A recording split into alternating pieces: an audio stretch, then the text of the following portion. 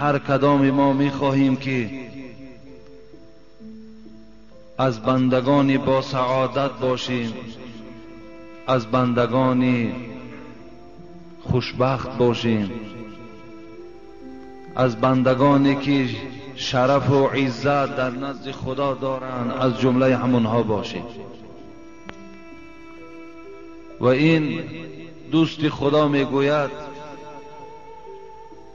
کسی که اگر سه چیز را دارا باشد، از سه چیز برخوردار باشد، او یقینا مرد خوشبخت است و مرد با سعادت است. پس گوش می اندازیم این سه چیزی که سبب سعادت ما و شما بوده است، این چی باشد، تا که از پروردگار این سه چیز را ما خواهان شویم، دعا کنیم. یکم قلب عالی، یکم نشانه با سعادت مرد و مرد خوشبخت یا زنی خوشبخت همان شخصی هست که دلی عالم دارد، دلی عالم دارد. البته دل عالم معنی این دارد که دلی دانا دارد، دلی بیدار دارد. اگر از کدام ما و شما دلی بیدار باشد، دلی دانا باشد، این یک نشانه خوشبختی و یک نشانه با سعادتی ما و شما را نشان می‌دهد.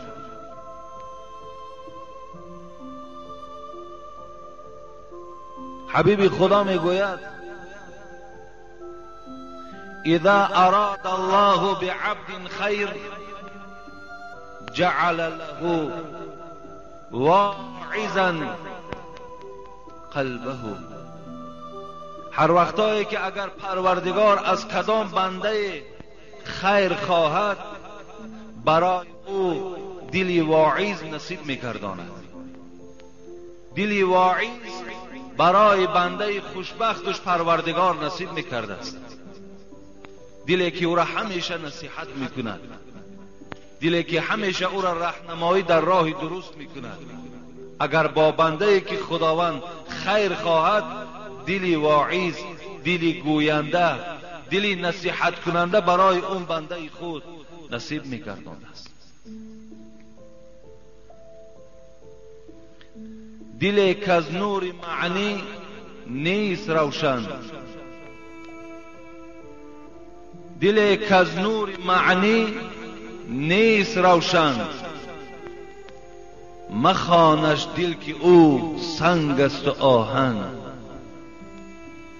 دلی که از گرد غفلت رنگ دارد، از اون سنگ آهن ننگ دارد. اگر دلی بیدار نباشد، دلی در غفلت باشد، دلی بی پروا باشد، دلی که در او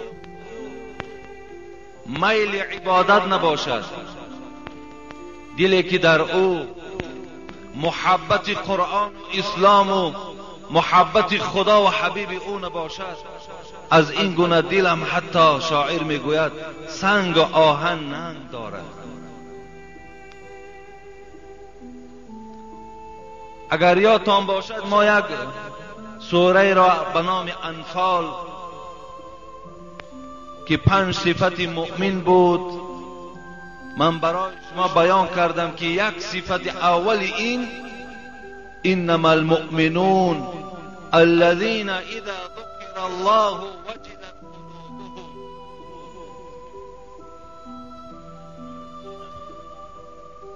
یک نشانه آدم مؤمن، یک صفات آدم مؤمن این بود که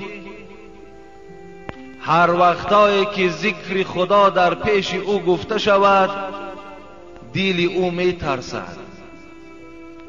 حضرت سعدی میگوید که ترسیدن دل چیست؟ ترسیدن دل این است که وقتی یک کار نادرستی را خود بنده انجام میدهد و با او یک رفیق او همنشین او میگوید از خدا بترس، این حالت در وقت دل او لرزید، معناش این است که دل ترسننده خدا برای این نصیب کرده است.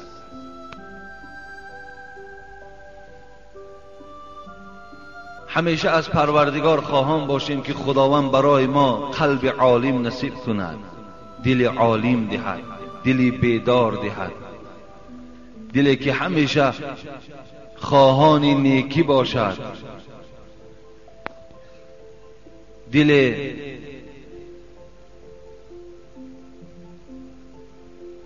دوم چیست؟ دوم حضرت گفتند بدن صابر، بدن صابر،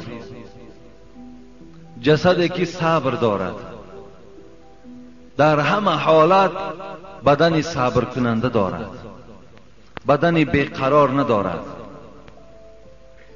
یکم نشانه با سعادت ما این دلی بیدار، دلی دانا. دوم بدن صابر، بدنی که در همه حالتها صبر کننده باشد. سوم نشانه این چی است؟ ما فی الید، قناعت بر آن چیزی که دارد. قناعتم بسیار نعمت خیلی قیمتی هست، خدا به هر کسم این قناعت نمیدهد. قناعت کردن در آن چیزی که خدا برای تو نصیب کرده است، قناعت داری.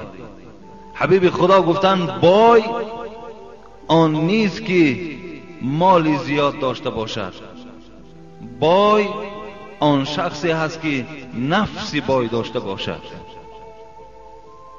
اگر ما در آن چیزی که خدا الحال داده است، خواه کم است خواه زیاد است، اگر قناعت داشته باشیم، این نشانه سعادت ما و شما را نشان می‌دهد.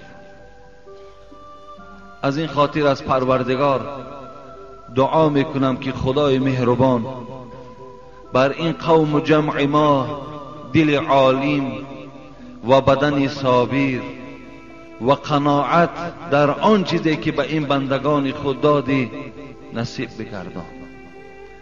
و خدایا از جمعه تا جمعه کفارت گناه است. خدایا آن گناهایی که از ما سر زد همگی او را خدایا مغفرت بگردانی. خدایا اهل این جمعیت ما را عمر دراز و تنی صحت و خاطری جمع نصیب بگردانی. و خدایا هر مراد و مطلوبی که در دل این جمعیت است با فضل و کرم خود خدایا حاصل بگردانی. خدایا گذشتگان من رحمت و مغفرت بگردانی. بیماری ها را خدایا شفای کامل و شفای عاجل نصیب بگردانی. آمین و رب العالمین.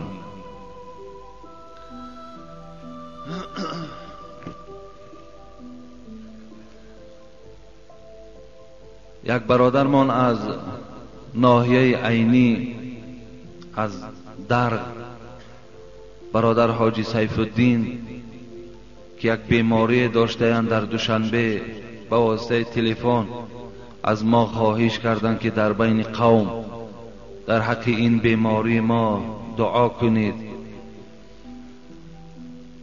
و یک برادر دیگرم به ما زنگ زدند که پدرم بسیار می پرست است، بسیار می نوش است، میخواهم در بین قوم دعا کنید که خداوند از این راه بعد این پدر مرا نگاه دارد. و دیگر برادرها از مسکو هم زنگ زدند که یکی از آنها فرزندش خیلی در حالت وزنین بیماری قرار دارد، گفتند در حق فرزند من دعا کنید. و یک خواهر دیگر از همین بیمارخانه شهر کولاب دیروز زنگ زدن که 3 سال شد با پشت در جایگاه خواب هستم. از قوم خواهش دارم احترامانه این که در حق من دعا کند که شاید که خدا برای منم سلامتی خوب نصیب کند. و این خواهری که 3 سال با پوشت در یک جایگاه خواب هستند، طرز نماز را از ما پرسیدند که من که نمازم را در دوام همین 3 سال قطع نکردم، لیکن به هر حالم باشد باز میخواهم که آیا من درست میخوانم نادرست میخوانم. خیلی باور کنید در حق ایشانم که دعا کردیم، لیکن افسوس گفتیم به همون شخصانی که امروز تنی صحت دارن و از این عبادت دورن. انسانی که 3 سال با پشت خواب اراده نماز دارد، نماز میخواند، خدا را در همون خیل حالت عبادت میکند، امروز تنی صحت داریم، وقت خوش داریم، پایه ها و دست ها و میان های با قوت داریم، لیکن در دیگر راه صرف میکنیم. از پروردگار خواهان او هستم که آن خواهشاتی که این بندگان خدا کردند و از این قوم ما دعا خواستند، خدایا مراد و مطلوب هاشون حاصل بگردان. بیماری ها را خدایا شفای کامل و شفای عاجل نصیب بگردان. و همه و این پدر و دیگر پدرهایی که در این راه نادرست قرار دارند، خدایا با فضل و کرم خودت هدایتشان گردان و از این کارهای نادرست خدایا اونها را باز نگهدار. آمین یا رب العالمین. موعظه‌ای که امروز در این جمعه به سمع شما میرسانم، این دوام همون سوره ضحی بود و گفتیم که همین روز اطراف این سوره انجام میدهیم، زیرا که سوالهای خیلی بیشمار انتظار جوابن. بعدا میخواهم که یک چند جمعه با شما سوال جواب کنیم، زیرا خیلی جمعه ها شد که ما و شما دیگر سوال و جواب ها نداریم، اگرچه بسیار سوال های زیاده که خیلی بحث طلب هستند، خیلی ضرور برای امروزه شرایط ما و شما هستند. میخواهم برای شما جواب اونها را گردانم. لیکن پیش از این موعظه را سر کردن، یک برادر در همین داخل مسجد نشسته است، از ما خواهش کردن که زن دارم، لیکن به خاطر اون که دست نارسا دارم تأمینات خانه را پره انجام داده نمیتوانم، اگرچنده که خیلی زحمت و مهنت زیاد میکنم، لیکن آن مقدار این زن طلب میکند من انجام داده نمیتوانم. و این عائله صاحب 3 فرزند هستیم، همراه مادر خود طلب دارد که مرا طلاق ده و داملای عزیز نمیدانم که چیکار کنم. حتی قوت و شرایطی ندارم که برای رسیه کار کردن مبلغی برای من در کار است. بچه با ناموس، بچه با عبادت، بچه خدا ترس، فقط پروردگار همون فقر و ناداری را امروز نصیب او گردانیده است. و این خاطر گویم همون زن نکاحی که صاحب 3 فرزند هستند الکه از این زندگی راضی نیستند و قناعتی که من در اول گفتم، در این قناعت، از این نعمت قناعت این خواهر عزیز ما محروم است و میخواهد که از این مرد جدا شود. نامعلوم که آینده وی با کی روبرو می شود، نامعلوم که وی چگونه زندگی در روبرو می شود، نامعلوم که این فرزندهایی که از این زن است اینها در کدام روحیت تربیه می یابند. اندیشه این نمی کنند، بلکه اندیشه ای که الحال نارسایی که در زندگی وجود دارد در حال برای من طلاق کن. حالا که من 2 روز یا 3 روز شد بین عصر و شام برای این قوم خود در اطراف طلاق صحبت داشتم که حبیب خدا ابغض الحلال الی الله الطلاق میگوید، از همه بدترین حلال ها به سوی پروردگار این طلاق است. دادرای عزیز، پدرای عزیز، در هر یک عائله کمبودی ها و پریشانی ها و نابرابری ها وجود دارد، لیکن باید این ما با طلاق حل نکنیم. اینا راه های حل دیگر دارد. حبیب خدا طلاق بدترین حلال ها میگوید. ببین اینجا کلمه ابغض استفاده می شود، بدترین. برای چی این بدترین گفتند؟ زیرا می دانستند حبیب خدا که بعد طلاق کردن حال این زن خیلی بد می شود، حال این مردم خیلی بد می شود. از این خاطر این بدترین حلال ها گفتن پیغمبری خدا. شما تصور کنید که وقتی که دختری شما را همراه فرزندها شوهر طلاق میکند میارد در خانه در نزد شما میسپارد، همون حالت شما کمی اندیشه کنید چگونه حالت است، چگونه منظره خیلی ناخوبه برای شما هست. آیا همین بدترین نیست؟ حالا که حبیب خدا میگوید کدام زنی که برای نرسیدن شرایط یا برای که شوهر او منصب ندارد، پول ندارد، دسترخوان پر از میوه و ناز و نعمت ندارد، اگر برای این شده از شوهر خود طلاق طلب کند، حبیب خدا گفت قسم به خدا گفت بوی جنت به مشام این زن نمیرسد. اگر زنی که از شوهرش ناراضگی بیان کند، از نارسایی طلاق طلب کند، بوی جنت به مشامش نمیرسد. کجا ناز و نعمت جنت برای او بیان کنم؟ بوی جنت که بوی جنت حبیب خدا گفتن از 500 سال راه به مشام انسان میرسد، لیکن به مشام این زنی که از شوهر طلاق طلب میکند به مشام این زن بوی جنت نمیرسد. بسیار باور کنین این التدبیر نصف العیش، با اندیشه زندگی کردن نصف زندگی است. در این فقر و در این ناداری حبیب خدا طاقت داشت. حضرت فاطمه مادرمان دختر حبیب خدا در این فاقه و در این ناداری که چیزی نداشتند، در این صبر داشتند. دختر ابوبکر صدیق حضرت اسماء کمبغلی او را کتاب ها یاد میکند، صبر داشتند. لیکن این خواهر عزیز ما هم ببینید، هم از نعمت شوهر محروم، هم از زندگی خوب محروم، هم از راحت جنت محروم. کجا رفته ایستاده؟ این راهی که خود اختیار کردی بسیار راهی نادرست است، بسیار راهی غلط است. و آن محبت و آن ناز و عشوه‌ای که این شوهر با تو دارد، هیچ وقت شوهر دیگر به تو این خیل محبت و این خیل زندگی البته برپا نمی‌کند، اگر چیز رنگی زیبا هم داشته باشی.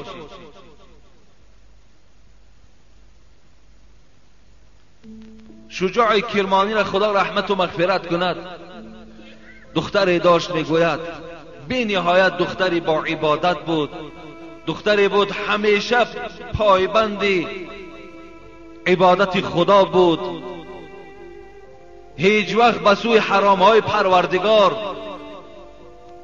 رهسپار نبود، با هر یک مرد بیگانه سلام و همنشینی نداشت. روز همین شجاع کرمانی را حکایه میکند که برای دختری خود خواست شوهری بیارد. دختر به سین و سالی 18 قدم زده بود، در حال این شجاع کرمانی از پی شوهر شد. اونها شوهر برای خاطر منصب و مال و ملک نمیکافتند، فقط شوهری میکافتند که شوهری باشد که خدا ترس باشد، و با این دختری من زندگی حلال و پاکیزه داشته باشد. اونا این گونه جستجو میکردند. امروز بچه‌دارای ما هم دخترای فقط دولتدار میکابند، بچه‌دارها هم زنهای بای به دولت میکابند. فقط همه این به خاطر دنیا هست. و ناگاه میگوید شجاع کرمانی در یکی از مسجدها در آمد، نگاه کرد یک جوانی را دید مثل این جوانهایی که امروز در عبادتها قایم هستند، خدا را به نهایت خوب عبادت دارد. یک مدت نزد این جوان نشست. بعد این وقتی که جوان عبادت انجام داد، شجاع کرمانی با او سلام کرد و گفت ای دوستی خدا، گفت دختری دارم و برای او شوهر مناسب جستجو دارم و این عبادت تو و این ستاره تو برای من بسیار معقول آمد. میخواهم که دخترم را در نکاح تو درآورم. این گونه طلب کردن قلنگ ها و این گونه گوی مال و ملکی که امروز دختردارها برای شوهر کردن طلب میکنن، این گونه رسم آیین ها اون زمان وجود نداشت. همه این رسم آیین هایی که الحال در ما پیدا شده است که جوانها دیگر زن گرفتن نمیتوانند، دخترها دیگر سین و سالشون هم به 25 و با 30 میروند، دیگر شوهر کردن نمیتوانند، این گونه قاعده و این گونه رسم ها اون زمان وجود نداشت. برادرای عزیز و گرامی، پیش از آنی که دوام قصه را من حکایه کنم، در حق همون دخترهاتان ضامن نشویم. از قلنگ دیده، از مال و ملکی که شما از اون مرد طلب میکنید، از اون دیده شما فقط به خود همین جوان نظر کنید، چگونه جوان است، چگونه مرد است، چگونه شخصیت است، آیا به خدا نزدیک است یا به خدا نزدیک نیست. اینها را شما فقط در نظر گیرید.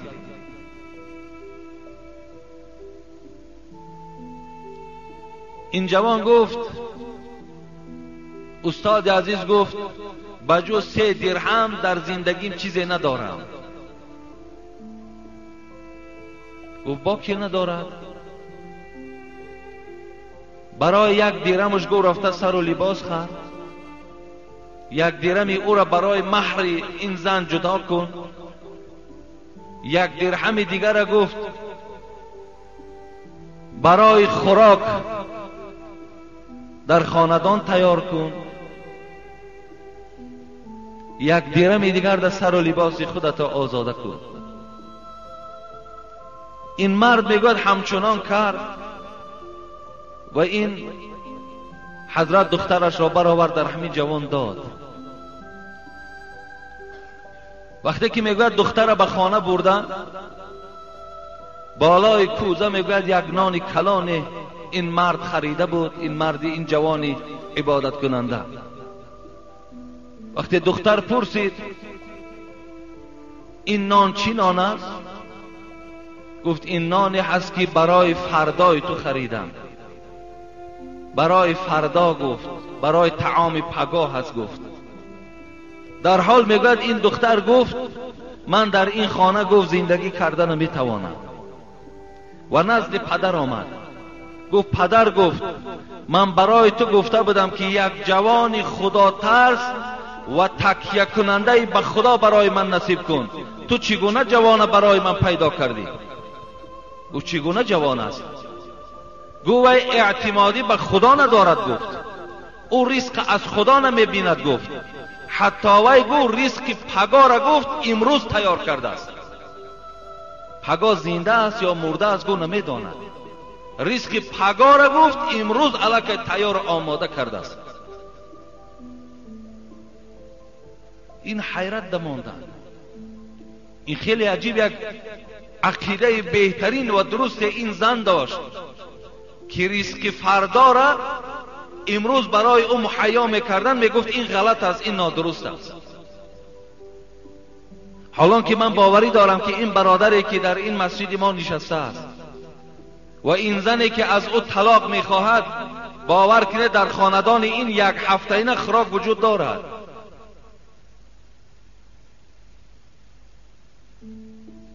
من جواب این مرد همچنان جواب میگردانم که اگر این دختر باز از این مرد طلاق طلب کند، این خیلی نادرست است، این خیلی ناروا است. من گفتم که خوشبختی برای تو نمی آرد. دوم این که تو از همان بوی جنت محروم میمانی.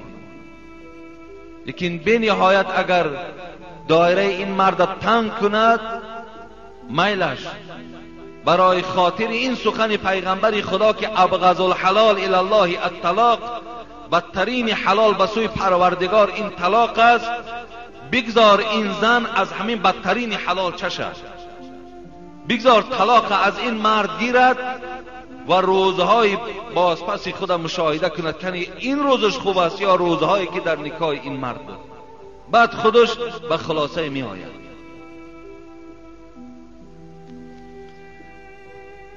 الم یجدک یتیما فآوی، تا اینجا تحلیل کردیم. و وجدک ضالا فهدی. پروردگار میگوید ما یافتیم تو را در ضلالت، پس تو را هدایت کردیم. خداوند به حبیب خدا میگوید ضالا خود از ضلالت است.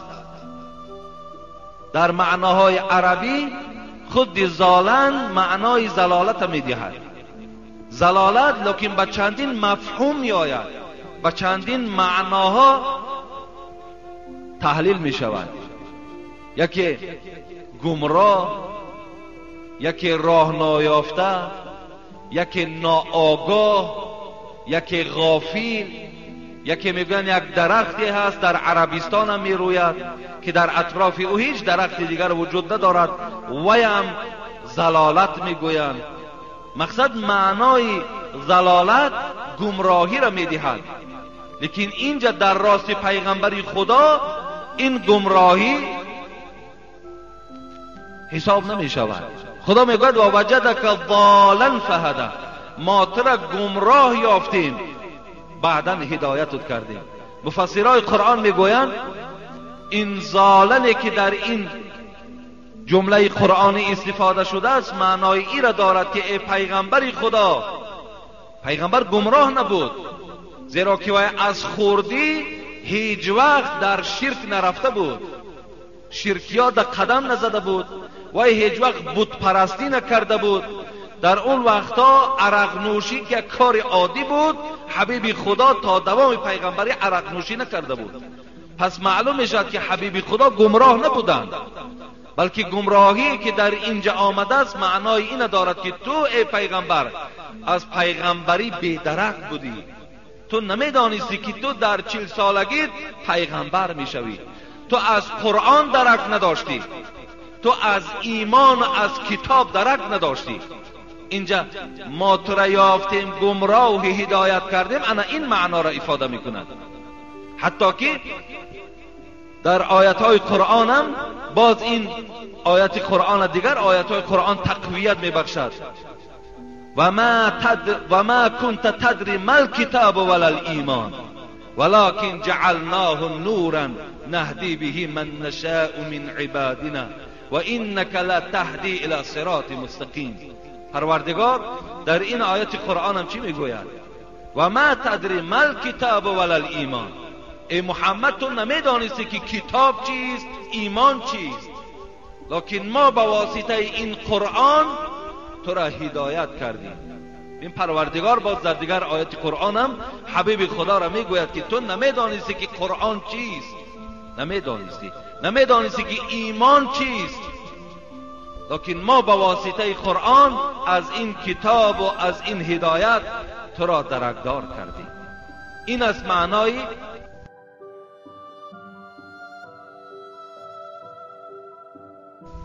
و وجدک ضالا فهدی. تو را گمراه یافتیم، تو را بیخبر از قرآن و از پیغمبری یافتیم، بعداً این نعمتهای قرآن و این نعمت پیغمبری را برای تو نصیب کردیم. ضالا فهدی و وجدک عائلا فاغنی. خداوند در دوام این آیت قرآن چی میگوید؟ ما تو را یافتیم عائلا، ما تو را کمبغل یافتیم، ما تو را کمبغل یافتیم، فاغنا، پس ما تو را بای گردانیدیم. مقصد زمانی که تو یتیم ماندی، زمانی که تو از پدر یتیم ماندی، زمانی که عمکی تو در پیش تو وفات کرد، از اینها به تو هیچ مالی از دنیا میراث نماند، تو هیچ چیز نداشتی.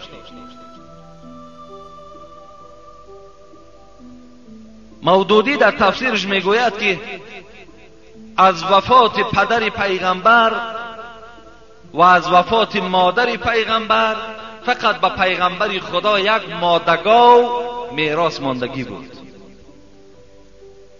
یک مادگاو میراث مانده بود. خداوند همون میگوید که ما تو را در حالت فقر یافتیم و تو را ما صاحب دولت کردیم. صاحب دولتش چی معنا داره؟ مفسرای قرآن میگوید که زمانی که حبیب خدا 25 ساله بود، خدیجه یا خدیجه میگویم، خود ما خدیجه میگیم، این خدیجهش نادرست است، اصلش خدیجه میگویند. در حدیث ها خدیجه ذکر میشود. خدیجه اینم که از جمله مادرای ما و شما هست، از اولین زن پیغمبر خدا هست. اون زمان 40 ساله بودند و حبیب خدا، این قصه را کوتاه میکنیم، این خدیجه را در نکاح در آورد و مال او را تجارت میکرد. از فیض و برکات پیغمبر خدا مال خدیجه باز افزایش یافتن گرفت و خدیجه را حبیب خدا به نهایت دوست می داشتند، به نهایت، اگرچند زن پیرانسال هم که بود.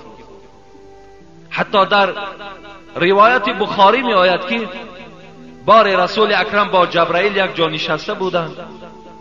بناگاه جبرائیل به حبیب خدا گفت ای محمد، در کوچه گفت در دست خدیجه یک طعام و در یک ظرف شیر دارد، پیش تو آمده ایستاده است.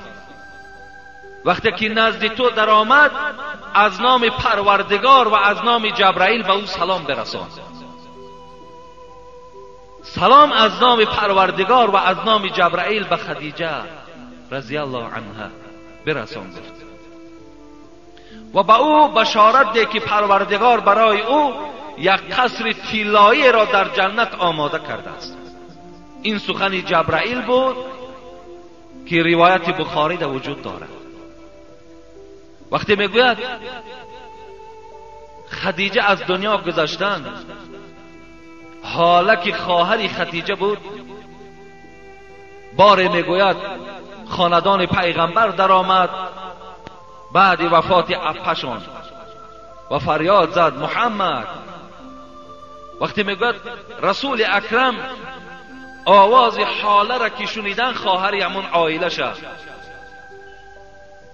میگوید در حال در چهره حضرت تغییرات پیدا شد و گفت این انشاءالله حاله است. گفت خواهر خدیجه است. گفت عایشه گفت از کجا شناختی؟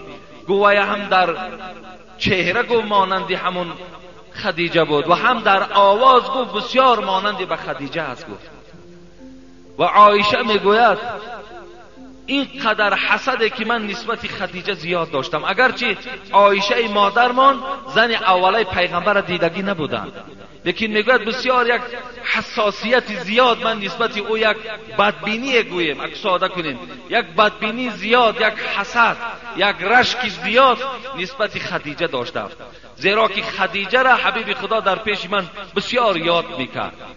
حتی بار گفتم که ای حبیب خدا، یک زن پیرانسال بود، از دنیا گذشت، در عوض او خدا برای تو بهترین زن یک جوان دختر داد، که اشاره به سوی خودش کرد.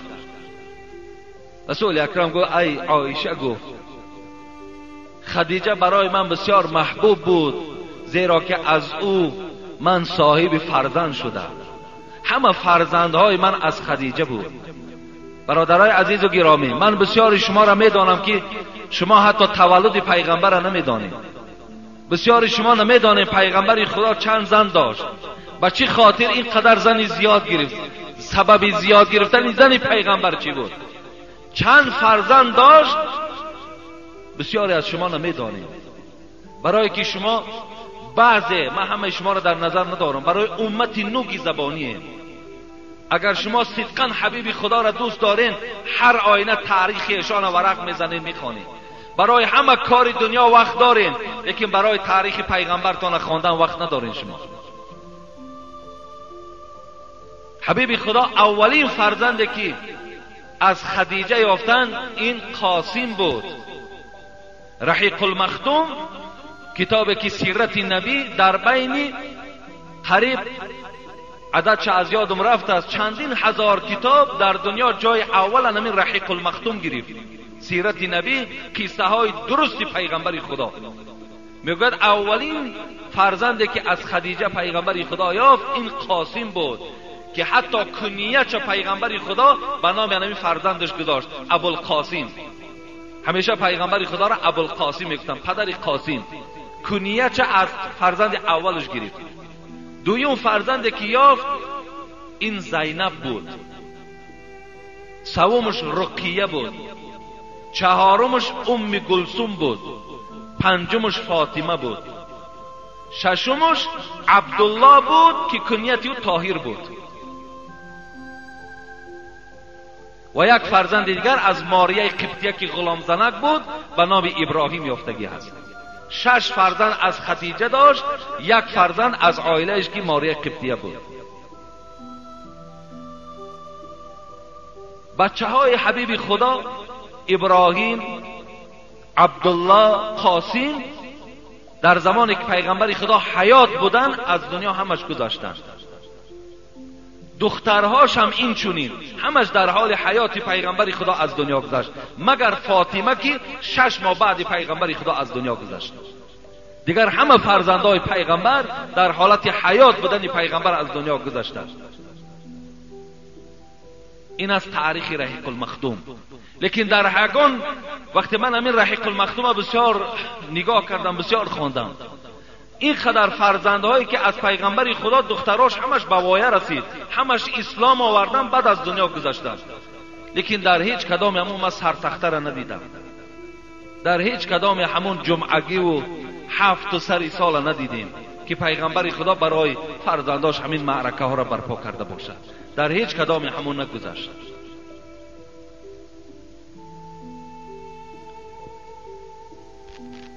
خلاص گویم خدیجه را حبیب خدا دوست می داشتند و خداوند می گوید وقتی ما تو را فقیر یافتیم، ما تو را نادار یافتیم و تو را دسترس کردیم به مال خدیجه، مالی که از جانب خدیجه بود و تجارتی که با او کردی، ما تو را صاحب ملک گردانیدیم. خداوند می گوید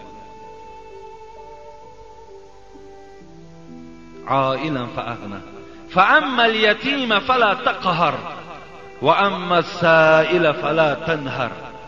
پروردگار میگوید زمانی که ای محمد صلی الله علیه و سلم ما تو را ناآگاهی از قرآن و از پیغمبری یافتیم و تو را هدایت کردیم، زمانی که تو نادار بودی تو را دارا کردیم، زمانی که تو یتیم بودی ما تو را یتیم یافتیم، برای تو جایگاه دادیم، پس چیکار کن؟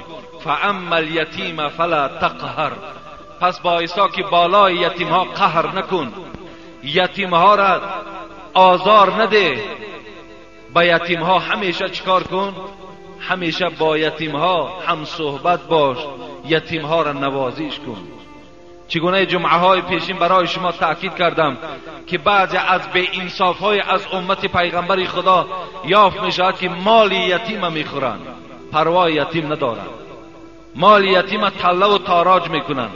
فرزندهای یتیمی که در خانه ها دارند اونها را گویم که زیر عذاب و مشقت قرار میدهند، حالان که پروردگار تأکید دارد به حبیبش که بالای یتیم ها قهر نکنید، یتیم ها را عذاب و شکنجه ندهید، یتیم ها را نوازش کنید، یتیم ها را از فرزندهاتان دیده بالاتر قدر اونها را دانید،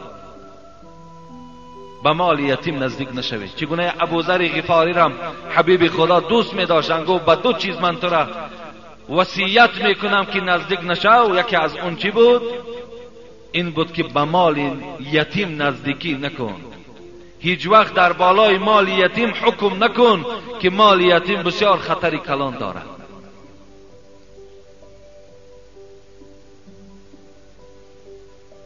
و در دوام چی گفت پروردگار؟ زمانی که ما تو را یتیم یافتیم، زمانی که ما تو را فقیر یافتیم، دویم این که هیچ طلبنده را از نزد دروازت نران. هر طلبنده که خانه شما می آید، شماها حق ندارید که وی دشنام دهید، شماها حق ندارید که اون طعنه کنید، شماها حق ندارید که دروازه را بالای این طلبنده ها پوشانید. و اما السائل فلا تنهر. پروردگار میگوید بالای طلبنده ها شما صدا نزنید، بلند آوازی نکنید. زیرا در یک حدیث خواندم که بسیار طلبنده های هستند که برای امتحان شما می آیند. بسیار طلبنده های هستند که اونها نه انسان نه جینند، اونها بلکه از عالم ملکوت می آیند، اونها بلکه ملائکه ها هستند. پیغمبر خدا می گوید می آیند می سنجند شما را کنی تا چه اندازه شما سخاوت دارید. که یک قصه را در ریاض الصالحین من برای شما گفته بودم، دیگر او را من بیان نمی کنم، که قصه یک شخص کل بود، یکیش پیس بود، یکیش کور بود، که این سه نفر یکی از ملائکه های پروردگار سنجش گذرانیده بود. و اما بنعمت ربک فحدث.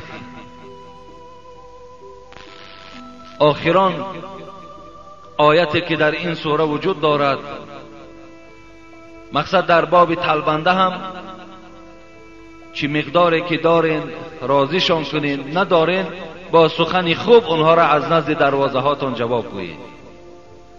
طلبیدن هم برای سه طایفه در حدیث ها میگوید جایز است طلبیدن، برای دیگرهاش طلبیدن جایز نیست.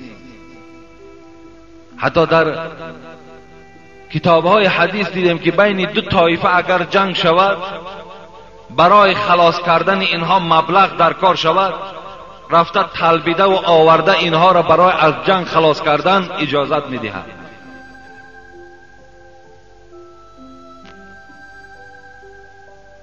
یا برای شخصی که اگر گواها شاهدها وجود داشته باشند که همین آدم امروزه خوراک ندارد، اگر همین خیل انسان برآمده از بندگان خدا طلبیدن را برای خود اختیار کند، اینم جایز است. یا شخصی که اگر در خانه سوزی خانهش می سوزد یا خانهش چپه می شود، خواه یک بیماری در خانهش پیدا می شود که دیگر شرایطی اینها را نجات دادن ندارد، اگر این آدم هم برای خود طلبیدن اختیار کند تا که همین کمبودی هاش حل کند، این ده هم جایز است. لیکن بغیر این امروز میبینیم جوانهایی که خرد هستند در بازارها طلبیدن برای خود اختیار کردند. بسیار خوب میشود، میدانم دل همه ما و شما میسوزد، ما و شما هر کدام ما 20 درم است، 10 درم است در دست اونها میدهیم، از روی رحم و انصاف است. لیکن وی عاقبت خوب ندارد. وی آیسته این جوان اینا برای خود کسب میکند، طلبیدن را برای خود کسب میکند، تا زمانی که هست دیگر این طلبیدن در خون و در وجود او پیدا میشود. ببین حتی طلبیدن اگر در اهل علم باشد، پیغمبر خدا میگوید حتی همون عالم، همون داملایی که برای خود طلبیدن اختیار میکند، دیگر در او هیبت باقی نمیماند. هیبت او، حتی گویم دیگر سخن او در مردم تأثیر نمیکند.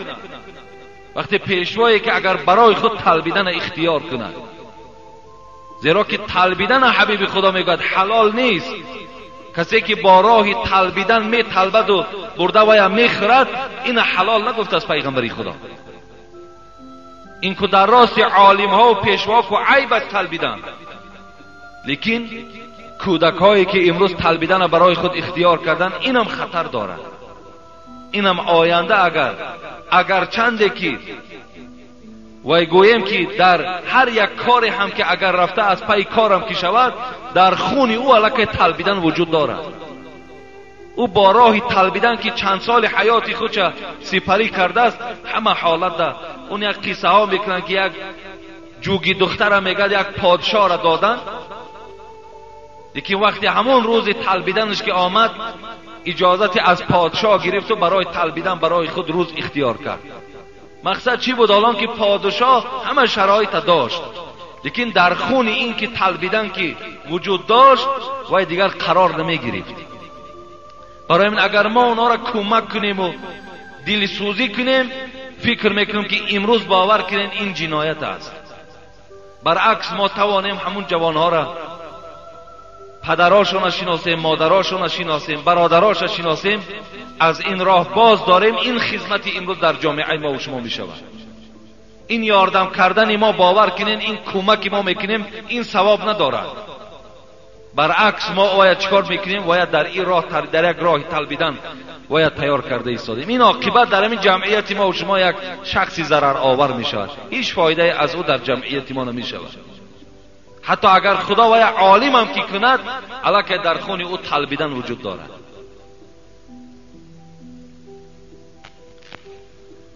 و آخران آیت از این سوره مبارکه این بود که ای پیغمبر خدا، آن نعمت‌هایی که خدا به تو داده است و یا به مردم برسان. مفسرای قرآن میگوید مطلوب از این نعمت‌ها عام است، نعمت‌های چی مادی و چی معنوی. و این نعمت‌هایی را که پروردگار با پیغمبرش امر کرد که این به گوش مردم رسان، این بود است که قرآن و پیغمبری. این بهترین نعمت است که به مردم رسان که قرآن این کتاب خدا هست و من از جانب پروردگارم پیغمبر اعلان شده.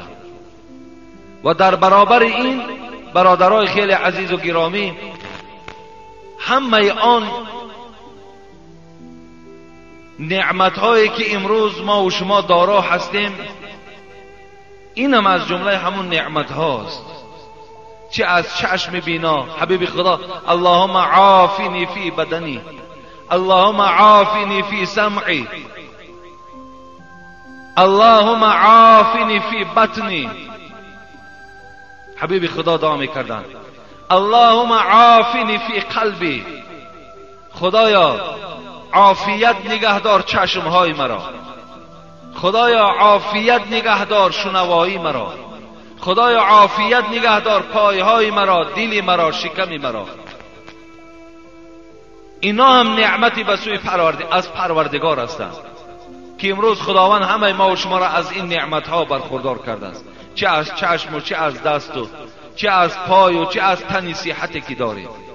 لیکن بسیار خوب می شود که هر یک نعمتی که از جانب پروردگار ما میگیریم، باید که این جواب نعمت در پیشگاه خدا باید ما و شما در پیش پروردگارمان باید که داده توانیم. افسوس که امروز این نعمت‌های درست، این دست‌ها و این پای‌ها و این چشم‌ها در راه‌های نادرست صرف می‌شود. بسیار جای افسوس است که نعمت‌ها باید در جای خودش صرف شود. و آخر دعوانا ان الحمد لله رب العالمین. ان شاء الله من جمعه آینده که خیلی جمعه ها از سوال و جواب ها ما و شما دور ماندیم، به سوال های شما ان شاء الله من جواب میگردانم. اینجا یک چند سوال های آمده است، میخواهم این سوال ها را الحال برای شما جواب گویم و بعدا ان شاء الله دعا میکنیم. سلام استاد عزیز حاجی میرزا، خدا علم شما را از این هم زیاده گرداند. ما با اهل عائلمان مخلصی دائمی اسلام هستیم. برادر کلانی هم 14 سال کسل روحی است و خودم به شهر مسکو سفر دارم و همین مبلغ کم هم که باشد قبول نمایید برای صرف مسجد و در آخر به من و برادرم دعا کنید که برادرم شفا یابد و سفرم را بی خطر گردد. با احترام مخلص شما، من ستار از ناحیه مؤمن آباد از خواجگی نوروز. خدای مهربان دعا میکنیم که این بنده ای که 14 سال بیمار است خداوند شفای کامل و شفای عاجل نصیب گرداند و این دادر عزیز ما را خدای مهربان سفرش با فیض و با برار و با صحت و سلامت به خاندانش برگرداند. آمین یا رب العالمین.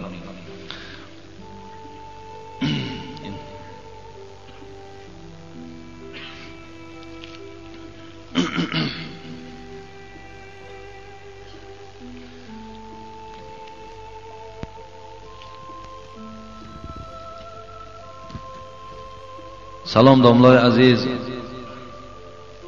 از شما التماس با همین سوالها جواب دهید که بسیار ضرور است و مورد بحث قرار دارد. در شهر دوشنبه در بازار کاروان مغازه هست به نام یوروستیل. در درون مغازه تاجرهای همون درون بسیار به ما در مسئله نماز چگونه باید خوانده شود به ما سخت می روند. یکم میگویند که در وقت پیغمبر صلی الله علیه و سلم مذهب وجود نداشت، با ما مذهب در کار نیست. در وقت طهارت پایهایشان را از روی نسکی محض میکشند و به ما میگویند که این سنت پیغمبر میباشد. سوم در نماز پایهایشان را گشاد میگذارند اگر مثل همونها نخوانی با تو جنگ و جدال میکنند.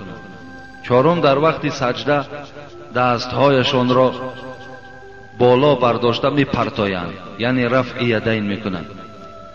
پنجم در وقت دعا آمین نمیکنند و میگویند که پیغمبر هیچ وقت با همراه اصحاب یک جای دعا نکرده است. ششم میگویند که تراویح 8 رکعت است، مگر اینها درستند یا نه؟ هفتم باز میگویند که سخنهای داملاها بسیارش ضعیف است. بابای حاجی میرزا التماس یک 20 دقیقه علاجش باشد صحبت کنید تا با واسطه کسیت آنها را ما کمتر آرام کنیم تا که بین ما جنگ نشود. التماس با طور وسیع و آزاد صحبت کنید. شهر دوشنبه انشاءالله من این جمعه آینده از سوالهای اولین خود قرار میدهم و در راست هر کدام این دلیل هایی که وجود دارد برای شما میارم، برای شما میخوانم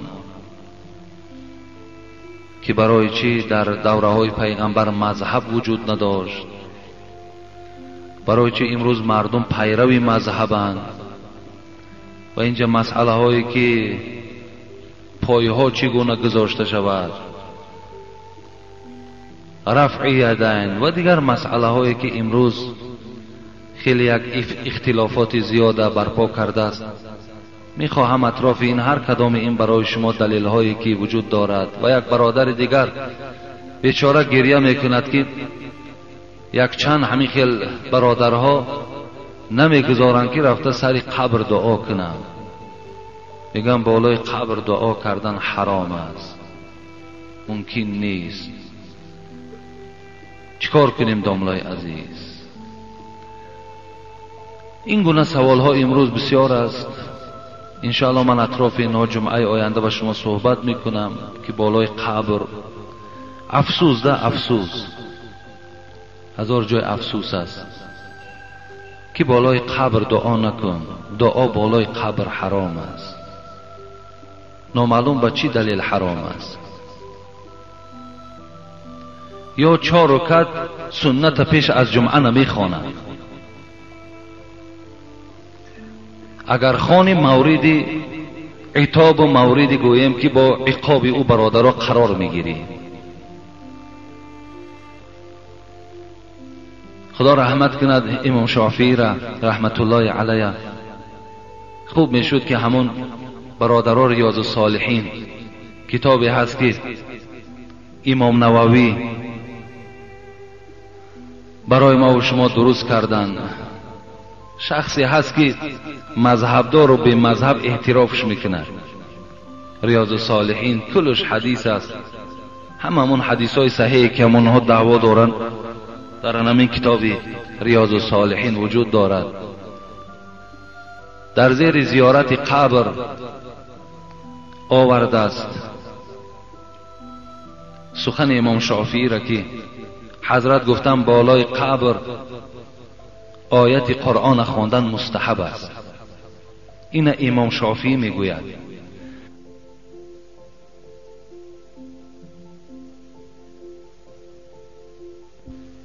سخن امام شافعی است. امام شافعی که میگوید بالای قبر آیت قرآن خواندن مستحب است. علم امام شافعی را شما تصور کنین و علم یک آدم، علم حاجی میرزا را یا علم یک بابای ایشان دیگر را. اخو امام شافعی بودند، اونا علم داشتند، اونا بیهوده نمیگفتند که بالای قبر آیت قرآن خواندن ثواب است. این نمیگفتند. اگر اون میدانست که ثواب گفتن من خیانتی در اسلام است، والله که او از این سخن پس می نشست. لیکن وای برای چی گفت ثواب است در بالای قبر آیت قرآن خواندن؟ برای چی عبدالله بچه حضرت عمر گفتن بالای قبر من اول و آخر سوره بقره را خوانید؟ برای چی گفتن؟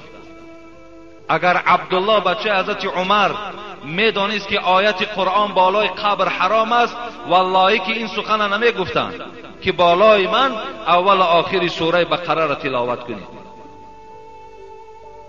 حضرت شعبی را میگوید 500 صحابه پیغمبر را زیارت کرد، علم 500 صحابه را داشت، لیکن میگو فقط در 3 جا قرآن نخوانید، در غیر 3 جا دیگر در همه جا تلاوت قرآن کنید. گفتن کجاست؟ گفتن یکم بازار، دوم حمام، سوم آسیاب. 3 جا در قرآن تلاوت نکن، دیگر در همه موضع آیت قرآن تلاوت کنید. شعبی که علم 500 صحابه را داشت.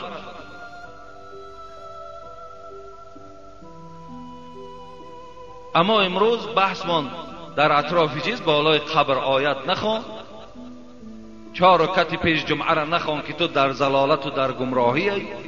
پیروی مذهب نشو که کسی پیروی مذهب است او در ضلالت و در دوزخ است. این بسیار یک بدبختی است برادر عزیز. و آخر دعوانا ان الحمد لله رب العالمین. انشاءالله من این سوال ها را جمعه آینده هر کدامش برای شما به عصبانی شدن. فقط مرا یک چیز درد میکند که میخواهم فقط پیشرفت در اسلام شود، خفانشینی نشود، اختلاف از بین ما برداشته شود. خواهش من این است، خواهش من گویم که تحقیر و خواهش من گویم که یگان برادر گویم یعنی تنقید کردن نیست. فقط خواهشم همین است که فقط روز به روز بهبودی در اسلام ما شود، در مردم ما شود. ما اگر دنبال یک مسئله‌ای که خواندم، اگر دنبال یک از اینها را گیریم، با یکدیگر دشمنی کنیم، با یکدیگر گروه بازی کنیم، عاقبت این چی می شود؟ اینا را باید اندیشه کنیم.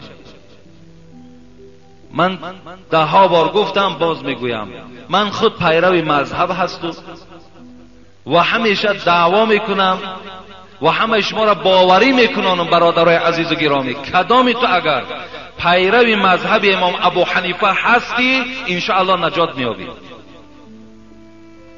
کدام شما اگر ابو حنیفه را دوست میداری، ابو حنیفه را همچو تابعین، همچو گفتی جلال الدین سیوطی که از حدیث های پیغمبر خدا برای ما دلیل آوردن که همون شخصی که علم از ثریا به پایان میارد این ابو حنیفه رحمت الله علیه است. اگر ما باید دوست داریم انشاءالله نجات یافتگی هستیم. ابن عابدین شامی خدا رحمتش کند دنیای اسلام میشناسش و میگوید ابو حنیفه را دوست داشتن سنت پیغمبر است. سنت است که ابو حنیفه را دوست داریم. سخن دوستای خدا ماندگی ما امروز عداوت به کی داریم؟ به شخص داریم که ابو حنیفه را خدا رحمت کند، شخصی است برادرای عزیز، شخصی است که وقتی وی برای قاضیگی دعوت کردن، گفتن بیا قاضی شو، چی گفت؟ گفت نه، گفت من قاضی نمیشوم. خلیفه منصور: برای چی نمیشوی؟ شاید که یگان حکم نادرست صادر کنم، فردا در پیشگاه خداوند من چی جواب میگم؟ این ترس ببین. امروز قاضیگی را میخرن، امروز داملاگی را میخرن، لیکن حضرتان نخریدن. حضرت از این وضعی، از این مسئولیت ترسیدن. پیشگاه پروردگار چی میگویم؟ یک قلم میگوید وقتی تیز کرد خلیفه منصور برای تبرک، گفتن ابو حنیفه یک قلم از دستی تو تیز شود در دستی من ده. یک قلم تیز کرده در دست همون پادشاه دادن. بعدا تیز یک خبر بیادش آمد و قلم گفت در دستی من ده. گفت ابو حنیفه گفت قلم گرفت و شکست. گفت چرا شکستی؟